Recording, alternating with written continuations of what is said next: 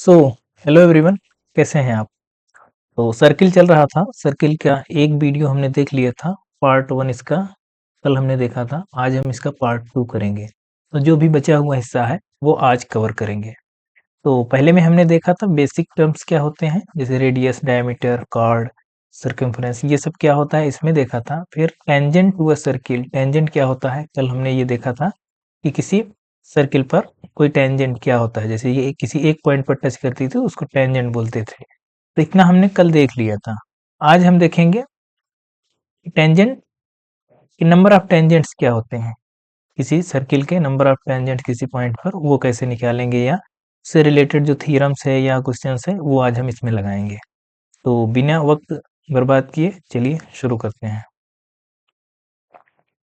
Number of tangent from a point on a circle, इसको अगर ध्यान से देखिए, हम इसमें तीन केस ले रहे हैं। एक एक चीज अगर आप ध्यान से सुनेंगे तो आपको समझ में आएगा। इसमें हम तीन केस बनाएंगे। देखिए केस वन, हमने आपको बताया था कि एक लाइन और एक सर्किल के बीच में जो रिलेशन होता है वो तीन तरह से हम परिभाषित किए थे कल। अगर कल की वीडियो आपने नहीं देखा था तो आप देख सकते हैं। जैसे केस वन ये है कि कोई पॉइंट यहाँ है, इस पॉइंट से होकर इस पर कितनी टेंजेंट खींची जा सकती हैं। जैसे ये हमने खींच दिया, ये खींच दिया, यही खींचा जा सकता है। दो ही टेंजेंट खींची जा सकती हैं किसी पॉइंट से होकर किसी सर्किल पर, दो ही टेंजेंट खींची जा सकती हैं। एक हमने अगर इसको लिए पॉइंट पी, अगर इसको ए और बी अगर लिया, तो अब इसके अतिरिक्त कोई भी लाइन नहीं होगी जो पी से पास हो रही हो और इस पर टेंजेंट हो। अगर आप ऐसे खींचेंगे तो देखिए ये सेकेंड हो जाएगी, इसके बीच से सेकेंड हो जाएगी। कल देखे थे ना, तीन केस देखे थे, यहाँ हम बना दे रहे हैं। आज वो नहीं हम बात कर रहे हैं, थोड़ा सा हम ब्रीफ दे रहे हैं। अगर लाइन ऐसे गई तो ये तो लाइन और ये सर्किल दोनों अलग अलग चीजें हैं। हो सकता है लाइन ऐसे चली जाए तो दो पॉइंट पर कट कर रही है, इसको हम नाम दिए थे सीकेंट।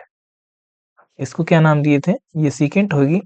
और एक लाइन ऐसे थी, वो सर्किल को ऐसे एक पॉइंट पर किसी एक पॉइंट पर टच करती हुई निकल जाती थी। अगर ये पी है, इसी को हम बोले थे टेंजेंट। क्या नाम दिए थे इसको, टेंजेंट नाम दिए थे। तो यही अब कह रहा है कि number of tangent from a point on a circle, तो किसी पॉइंट से सर्किल पर कितनी टेंजेंट खींची जा सकती हैं। तो ये इतना हो गया। देखिए हम तीन केस की बात कर रहे थे, और इसमें क्या केस बनेगा अगली स्लाइड में करें। चलिए इसमें करते हैं। केस वन, मान लीजिए ये सर्किल है, पॉइंट अगर यहाँ है,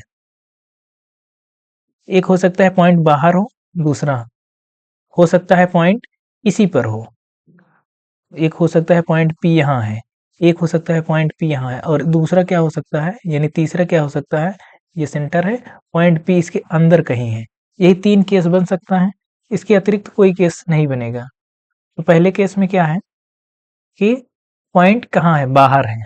अगर बाहर है तो यहाँ से एक टेंजेंट खींची जा सकती है बहुत आराम से, कल भी खींचे थे।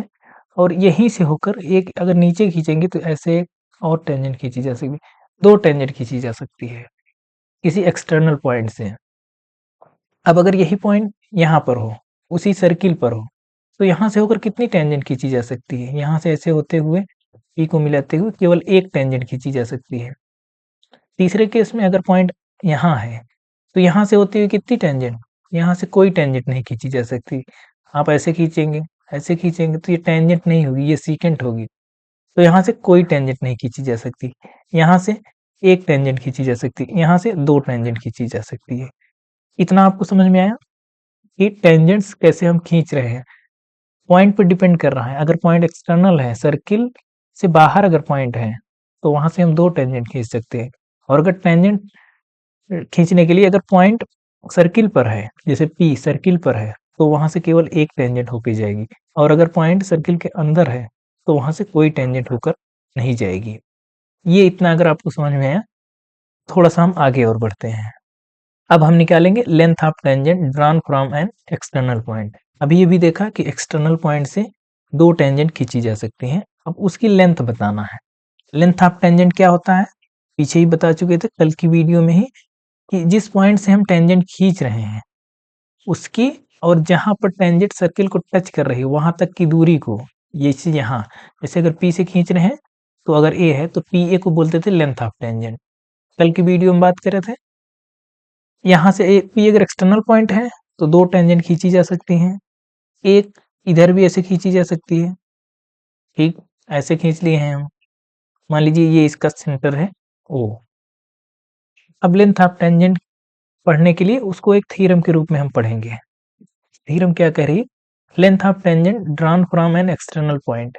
तो हमने एक्सटर्नल पॉइंट से टेंजेंट ड्रॉन किया, उसकी लेंथ कह रहा है कि दोनों टेंजेंट्स इक्वल लेंथ की होंगी।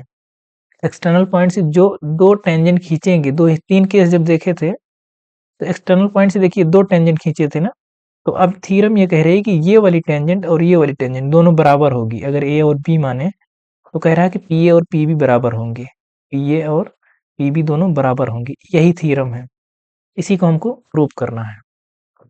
आई होप थ्योरम का स्टेटमेंट समझ में आया होगा। स्टेटमेंट कभी कभी स्टेटमेंट बेस्ड सवाल पूछ लेता है और कभी कभी स्टेटमेंट खुद से लिखना होता है। सवाल ऐसे बनता है कि प्रूव कीजिए कि किसी एक्सटर्नल पॉइंट से खींची गई टेंजेंट्स बराबर होती हैं। अगर ऐसे आ गया तो स्टेटमेंट पहले आपको उसको लिखना पड़ेगा, फिर आपको प्रूव करना पड़ेगा। अब इसको हमको प्रूव करना है। देखिए, प्रूव करने के लिए पहले हम मानेंगे, ये मानेंगे कि पी ए और पी बी दो टेंजेंट हैं, ये हम मान लेते हैं। ये तो मानना ही पड़ेगा। Let P A and P B are two tangents. बिल्कुल लिखना हम आपको सिखा रहे हैं, कैसे लिखा जाएगा पेपर में, इसी तरह से आप लिखेंगे। प्रूव हमको क्या करना है? टू प्रूव हमको ये दिखाना है कि दोनों की लेंथ बराबर है, यानी पी ए बराबर पी बी है। हमको यही दिखाना है कि पी ए बराबर पी बी है, यही कह रहा है, ये हमको प्रूव करना है। इसके लिए हम थोड़ा सा कंस्ट्रक्शन करेंगे, पहले वही लिख लेते हैं। कंस्ट्रक्शन क्या करेंगे? कंस्ट्रक्शन में हम इसको रेडियस को इससे मिला देंगे, ये ऐसे ओ से, और इस रेडियस को ऐसे मिला देंगे। कंस्ट्रक्शन में हम लिखेंगे कि ज्वाइन, अभी जो हम किए हैं, join O O A and O B. O को ए से मिलाया और ओ को बी से मिलाया, और इसको भी मिला देंगे हम, पी को ओ से मिला देंगे, एंड ओ पी। ये हमने कंस्ट्रक्शन किया है। अब हम इसका प्रूफ देखेंगे। कंस्ट्रक्शन समझ में आया कैसे किए हैं? रेडियस दोनों तरफ खींच दिए हैं, यानी ओ ए और ओ बी को मिला दिए हैं, और ये सेंटर को एक्सटर्नल पॉइंट से मिला दिए हैं, पी ओ। हम जानते हैं क्या कि टेंजेंट और रेडियस के बीच हमेशा कोण 90 डिग्री का होता है। ये कल की वीडियो में हम प्रूव करके आए हैं कि टेंजेंट और रेडियस के बीच का कोण 90 होता है। तो ऐसे लिख देंगे, we know that tangent tangent and radius, tangent and radius are perpendicular. ये हम जानते हैं कि टेंजेंट और रेडियस एक दूसरे के परपेंडिकुलर होते हैं। यहाँ पे क्या है? टेंजेंट क्या है? यहाँ पे टेंजेंट AP है और PB है, तो हम लिख सकते हैं, क्या लिख सकते हैं कि PA या AP ये परपेंडिकुलर होगा किसके? OA के। और क्या लिख सकते हैं इसी तरह से? एंड OB, OB ये परपेंडिकुलर होगा किसके? PB के। OB परपेंडिकुलर होगा PB के। वही रेडियस जो है वो टेंजेंट के परपेंडिकुलर होती है। ये क्या इंप्लाई करेगा? इसका मतलब क्या होगा? इन दोनों के बीच का कोण 90 है। फिर से हमको वही डायग्राम बनाना पड़ेगा, या नहीं बनाएंगे, आप लोग समझ लीजिएगा। देखिए, ये कोण 90 है, यही हम लिखने जा रहे हैं क्या कि एंगल ये वाला OAP बराबर होगा एंगल OBP के। दोनों एंगल बराबर होंगे, या बना ही देते हैं। ऐसे था कुछ, ध्यान से देखिए। ये क्या था? P था, ये A था, ये B था, ये O था। इसको हमने ऐसे मिला दिया था, कंस्ट्रक्शन किया था, इसको ऐसे मिला दिया था। तो इसके बाद हम क्या लिख सकते हैं? लिख सकते हैं एंगल OAP बराबर होगा एंगल OBP, ये बराबर 90, अभी देख के आए हैं कि रेडियस और टेंजेंट के बीच कोण 90 होता है, यहां से ये लिख सकते हैं। अब क्या करेंगे इसमें, अब जो है दोनों ट्रायंगल की बात करेंगे, इन triangle O P A and triangle O P B, इन दोनों के ट्रायंगल की बात करें तो यहाँ क्या होगा, ओ ए बराबर ओ बी होगा। क्यों? क्योंकि रेडियस है। क्या लिखेंगे, रेडियस। इसी तरह से ओ पी बराबर ओ पी, क्यों? क्योंकि कॉमन है, कॉमन साइड है दोनों में। और तीसरा क्या होगा, एंगल देखिए, angle O A P equal to angle O B P. क्यों? ये 90 है, ये 90 है। तो देखिए इसको क्या लिख सकते हैं, बाई ये बराबर इसके, ये दोनों कॉमन और इनके बीच ये एंगल, तो लिख सकते हैं, सीधे हम लिख सकते हैं क्या, इसलिए ट्रायंगल पी ए, यहाँ पे क्रम में आप लिखेंगे पी ए ओ, ये कांग्रुएंट होगा पी बी ओ के। ये हो गया, देखिए दो दो साइड और एक एंगल बराबर है, तो साइड एंगल साइड लगाएंगे तो कांग्रुएंट दोनों हो जाएंगे। अगर कांग्रुएंट हैं तो करस्पॉन्डिंग साइड्स बराबर होंगी, तो इसलिए लिख सकते हैं पी ए पी बी के बराबर है, इसलिए लिख सकते हैं पी ए बराबर पी बी। यही हमको प्रूव करना था, तो ये हेंस प्रूव्ड हो गया। इसी तरह से एक एक चीज जो हमने किया है, क्रम में आपको देखना है कैसे कैसे हम प्रूव किए हैं, उसी तरह से आप भी करेंगे। तो आई होप आपको समझ में आ गया होगा। इसमें करना क्या था, हम आपको एक बार फिर से समराइज कर दे रहे हैं। इसमें दो ट्रायंगल अगर बनेंगे, इन दोनों को मिलाओगे, दोनों ट्रायंगल को हमको सिमिलर दिखाना है, सिमिलर नहीं, यहाँ पे कांग्रुएंट दिखाना है, कांग्रुएंट। जब हम दोनों ट्रायंगल को कांग्रुएंट दिखाएंगे तो देखेंगे करस्पॉन्डिंग साइड्स आपस में बराबर होंगी, तो यहाँ से ये बराबर आ जाएगा। आई होप आपको समझ में आया होगा। इसमें अब इतना है, थ्योरम में यहाँ एक ही है और बाकी यहाँ थियरी बहुत नहीं है, इसलिए हम न्यूमेरिकल इसमें ले रहे हैं। अब जैसे पहला सवाल है, छोटे छोटे सवाल पहले करेंगे। कह रहा है कि if the radius of a circle, colour हम थोड़ा सा चेंज कर लेते हैं।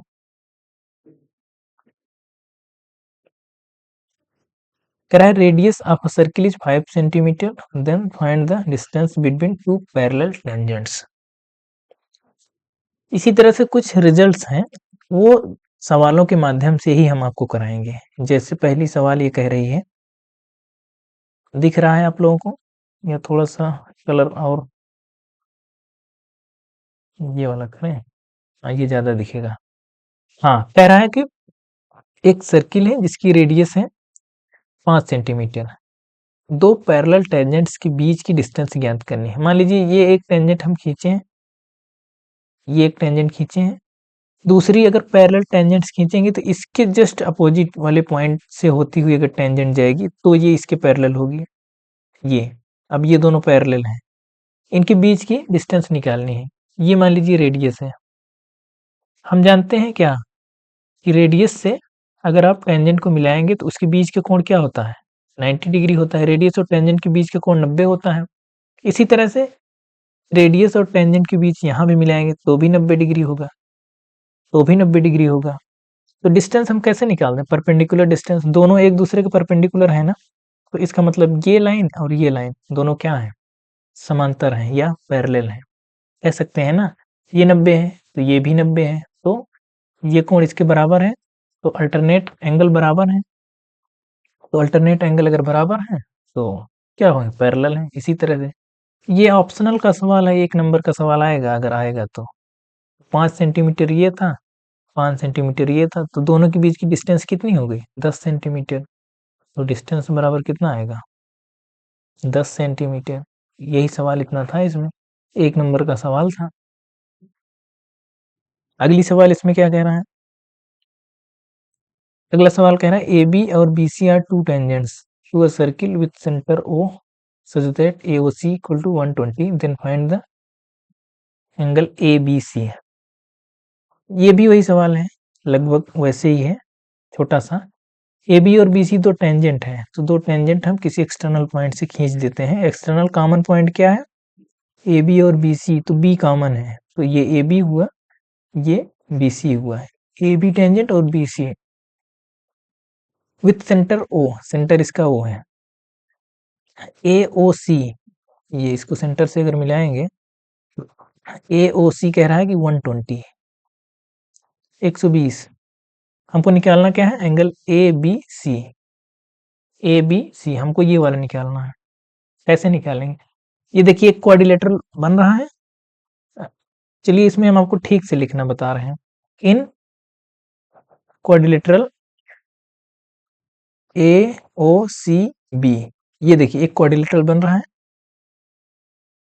एंगल ए सीधे लिख रहे हैं, एंगल ए आप समझ लेंगे, बी ए ओ की बात करें तो एंगल ए 90 होगा। क्यों, क्योंकि ये रेडियस और टेंजेंट के बीच का एंगल है, तो रेडियस और टेंजेंट के बीच का एंगल कितना होता है, 90 होता है। इसी तरह से एंगल ओ दिया है 120 और एंगल सी कितना होगा, 90 होगा, ये भी रेडियस और टेंजेंट के बीच होगा। ठीक, तो एंगल बी हमको निकालना है। एंगल बी कैसे निकलेगा, क्वाड्रिलेटरल के चारों कोणों का योग कितना होता है, 360, तो 360 में इन सबको घटा देंगे। 360 में 90 प्लस 120 प्लस 90, अगर घटाएंगे तो कितना आएगा, 360 माइनस ये कितना आएगा, 60 आएगा। अगर आप घटाएंगे तो ये 300 आएगा, 18, 180 और 120, 300 आएगा, तो ये 60 डिग्री। तो एंगल बी कितना आया, 60 डिग्री। बस हो गया, सीधे सीधे एक नंबर का सवाल था। इतना तो मान लीजिए पेपर के लिए लिखना है, वैसे अगर पूछा जाए तो 60 सीधे है, क्योंकि ये 90 90 मिलके 180 हो गया, बचा 180, तो 120 सब तो पहले ही चाहिए, 60 ये आ गया। बस ऑप्शनल आएगा तो ऐसे ही आप कर देंगे सीधे 120। और अभी थोड़ा सा पढ़ेंगे कि चक्रीय चतुर्भुज क्या होता है, साइक्लिक क्वाड्रिलेटरल क्या होता है, जिसके आमने सामने का योग 180 होता है, तो ये एक साइक्लिक क्वाड्रिलेटरल बनता है। आगे थोड़ा सा पढ़ेंगे अभी। तो आई होप आपको ये समझ में आया होगा, सिंपल क्वाड्रिलेटरल की प्रॉपर्टी लगी है। अगला सवाल है, कह रहा है कि in the given figure X P and X Q are tangents from X to the centre O, R is a point on the circle. Prove that XA plus AR equal to XB plus BR. ठीक है, अच्छा सवाल है, ये सवाल करने लायक है, तो इसको करते हैं हम लोग। अब इस सवाल को ध्यान से देखिए, सोल्यूशन हम करने जा रहे हैं। अब देखिए ये एक्स पी टेंजेंट है और एक्स क्यू दोनों टेंजेंट है, तो दोनों बराबर होंगे कि नहीं, दोनों एक ही एक्सटर्नल पॉइंट से खींचे गए हैं, तो एक्स पी बराबर एक्स क्यू लिख सकते हैं, लिख सकते हैं क्योंकि ये टेंजेंट्स हैं। इसको एक इक्वेशन मान लीजिए, ठीक है। अब देखिए ए, देखिए ए से पी ये एक टेंजेंट है कि नहीं, ये पी, और इसी तरह से ए से आर ये भी एक टेंजेंट है, तो ये भी तो आपस में बराबर होगा, ए पी बराबर क्या होगा, ए आर होगा। ठीक, अब ध्यान से देखिए बी, देखिए बी से आर ये भी एक टेंजेंट है, और बी से क्यू ये भी एक टेंजेंट है, तो ये भी आपस में बराबर होगा। हम लिख सकते हैं ना, B Q equal to B R, ये तीनों लिखा जा सकता है एक ही प्रॉपर्टी से, क्या है कि किसी एक्सटर्नल पॉइंट से खींची गई टेंजेंट्स हैं, बस। अब इसी को लीजिए फ्रॉम इक्वेशन 1, फ्रॉम इक्वेशन 1 इसी को एक बार लिखिए, X P equal to X Q. ठीक, लिख दिए। एक्स पी को क्या लिखा जा सकता है, अगर इसको ब्रेक करें एक्स पी को, तो लिखा जा सकता है X A plus A P. देखिए X A plus X A plus A P, ये एक्स ए में इतना जोड़ेंगे तो पूरा एक्स पी मिलेगा ना, तो वही लिखे हैं एक्स पी में x A plus A P जोड़ेंगे तो पूरा एक्स पी मिलेगा। इसी तरह से एक्स क्यू के लिए एक्स बी में बी क्यू जोड़ दीजिए, एक्स बी और बी क्यू जोड़ेंगे तो ये पूरा मिलेगा।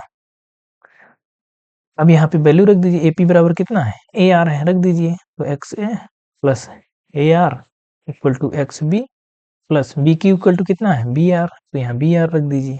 बस हो गया, ये आ गया आपका आंसर। यही प्रूव करना था, सिंपल आसान सवाल, लेकिन आएगा तो 2-3 नंबर में कम से कम आएगा। ये सवाल अच्छा है, इसको आप कर सकते हैं और बहुत कठिन भी नहीं है।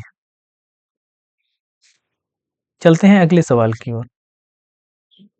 अगला सवाल कह रहा है कि in a right angle triangle A B C, right angle at B, B C 15 दिया है, ए बी दिया है, एक सर्कल उसके अंदर खींचा गया है, find the radius of a circle, circle की रेडियस बताना। ये अच्छा सवाल है, अगर आप कर पाएंगे पेपर में आएगा तो बहुत अच्छा नंबर के मतलब ठीक-ठाक नंबरों में आएगा। कह रहा है कि एक राइट एंगल ट्रायंगल है एबीसी, राइट एंगल्ड है कहाँ पे? बी पर। तो ऐसे बनाएँगे, बी पर 90 बनाएँगे। और फिर कह रहा है कि उसके अंदर एक सर्किल खींचा गया है। उसके अंदर एक सर्किल खींचा गया है ये। अब कह रहा है इसका कहीं न कहीं सेंटर होगा। हाँ, अब कह रहा है साइड दिया है, बीसी दिया है 15 और एबी दिया है 8। सबसे पहले तो हम एसी निकालेंगे। एसी बराबर क्या होगा? रूट 15 का स्क्वायर प्लस 8 का स्क्वायर कितना आएगा? 225 प्लस 64 कितना आएगा? रूट 9 8 2 289 तो इक्वल टू 17 आएगा। तो यहाँ हम 17 लिख देंगे बाई पाइथागोरस। तो ये पाइथागोरस से हम निकाले हैं, इतना हम निकाल लिए हैं। अब क्या करेंगे? देखिए ये क्या है? ये रेडियस है, ये भी रेडियस है, ये भी रेडियस है। दिख रहा है सबको? ये 90, ये 90, ये 90 रेडियस और टेंजेंट के बीच का एंगल। इसको ऐसे अगर मिलाएं डॉटेड लाइन में, इसको ऐसे मिला सकते हैं और इसको ऐसे अगर मिलाएं तो देखिए इसको मान लीजिए थोड़ा सा, ये 8 पूरा है, यहाँ इसको मान लीजिए डी ई एफ नाम दे दीजिए थोड़ा सा। हाँ, अब अगर हम इसका एरिया निकालें, ये परपेंडिकुलर डिस्टेंस है तो अगर ए ये ओ है, ए ओ बी का अगर हम एरिया निकालें, area of triangle O A B या ए ओ बी कुछ भी लिख सकते हैं, ओ A B, O A B क्या लिखेंगे? ट्रायंगल का एरिया क्या होता है? 1/2 बेस इंटू हाइट। बेस कितना होगा? ए बी होगा। ए बी इंटू हाइट कितनी होगी? हाइट की परपेंडिकुलर डिस्टेंस ये देखिए ओडी, ओडी तो कितना निकल के आया? 1/2।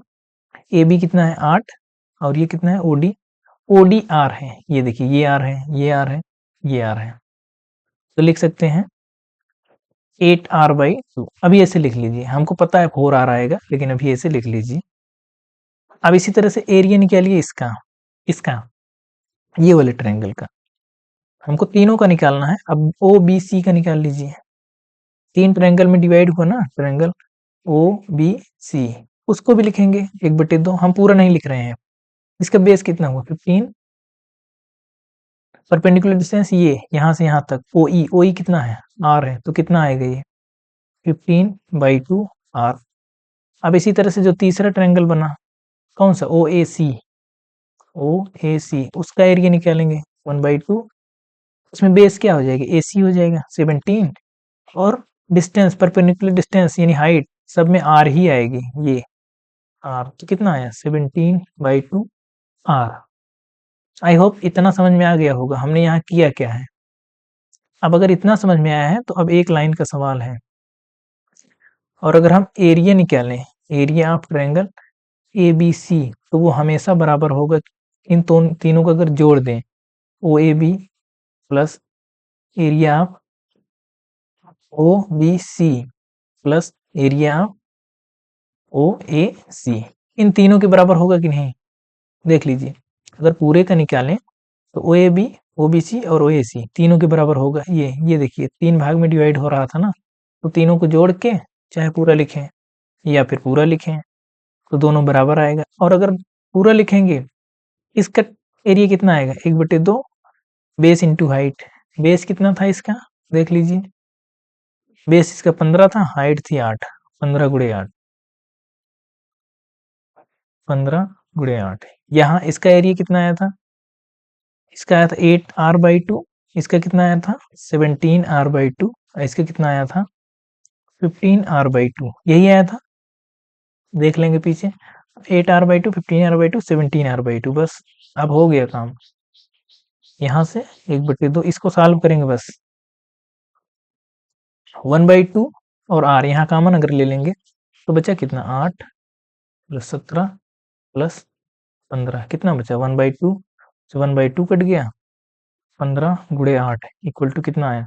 r गुणे 15, 8, 8 7 15 5 20, 0 2 1 1 2 1 3, 30 आया। तो सही है, एक बार चेक कर लेंगे आप लोग। 18 5 23, 23 और 17 की 40 आएगा, 40 आएगा, हाँ 40 आएगा, 40 आएगा। तो आर बराबर क्या लिखेंगे, 8 से 5, 5 बार गया, 8 पंचे 40, तो आर बराबर 5 तिहाई 15। तो रेडियस कितनी आई इसकी, 15 निकल के आई। तो ये सवाल अच्छा था, आएगा तो 4 नंबर में सवाल आएगा। बड़ा सवाल था, लेंदी था और कॉन्सेप्चुअल भी था ये। तो अगर आप इस तरह से करेंगे तो आसानी से हो जाएगा।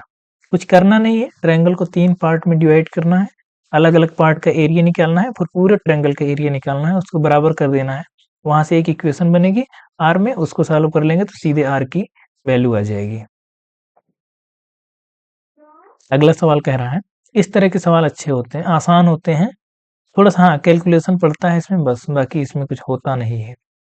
कह रहा है कि in a figure a circle inscribed in ABC having side BC AB और एसी। एक ट्रायंगल दिया है, उसके अंदर एक सर्किल बना है जो तीनों साइड्स को टच करता हुआ जा रहा है। फिर कह रहा है कि बी एल सी एम और ए एन की वैल्यू बताइए। बी एल सी एम और ए एन, ठीक है, हम इसी में करते रहे। बी एल मान लीजिए हम इसको एक्स मान रहे हैं, ठीक है। बी से एल अगर आप ध्यान देखिए तो ये क्या है, एक टेंजेंट है, बी एल एक टेंजेंट है, इसी एक्सटर्नल पॉइंट से टेंजेंट है, और इसी पॉइंट से एक टेंजेंट है बी एन। तो जितनी लेंथ बी एल की होगी उतनी ही बी एन की होगी। अगर ये एक्स है तो ये भी एक्स होगा। सहमत है, हाँ। तो अगर ये x हमने मान लिया तो ये कितना होगा, ये 8 माइनस एक्स होगा, 8 माइनस एक्स होगा ना, सही है।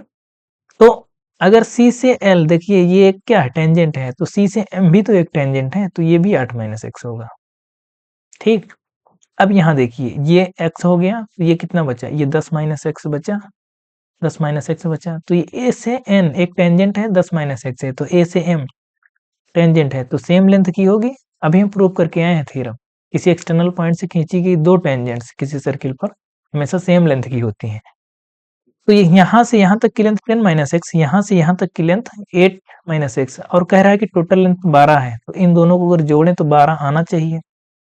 तो यहाँ हम जोड़ लेते हैं। Now 10 minus X plus 8 minus X equal to 12, ये होना चाहिए, पहले से ही दिया है।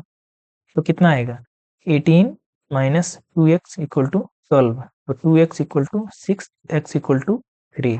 ये सॉल्व करना आपको आना चाहिए। अगर 2x करेंगे तो वहाँ 18 माइनस 12 होगा, यानी 6, तो x इक्वल टू 3। पूछा क्या था, bl, तो bl बराबर कितना आ गया, bl बराबर x था, तो 3 आ गया। और क्या पूछा था, cm, cm कितना है, कहाँ है cm, cm 8 minus x, 8 minus x, तो 8 माइनस 3, तो 8 माइनस 3 करेंगे तो कितना आएगा, 5 आएगा। और ये ए एन भी पूछा था, तो ए एन कितना आएगा, ए एन में 10 में से एक्स घटाएंगे, यानी 10 माइनस 3 7 आएगा। ये है आंसर इसका। तो इस तरह से आप लगाएंगे सवाल, कठिन नहीं था, कैलकुलेशन थी और समझना था कि दो टेंजेंट्स बराबर कैसे होती हैं। अगर बेसिक क्लियरिटी है तो कर ले, अगर बेसिक क्लियरिटी है तो आप कर ले जाएंगे। वही सवाल केवल क्वाड्रिलेटरल में कन्वर्ट हो गया है बस। कह रहा है कि एक क्वाड्रिलेटरल है जिसके अंदर एक सर्किल है जो सारी साइड्स को टच कर रहा है। ए बी दिया है 6 सेंटीमीटर, बी सी दिया है 7 सेंटीमीटर, और सी डी दिया है, सी डी कितना दिया है 4 सेंटीमीटर, सी डी दिया है 4 सेंटीमीटर, और यहाँ ए डी पूछा है। ए डी पूछा है, करने का तरीका वही होगा। ए डी अगर पूछा है, शुरुआत आप कहीं से भी करिए।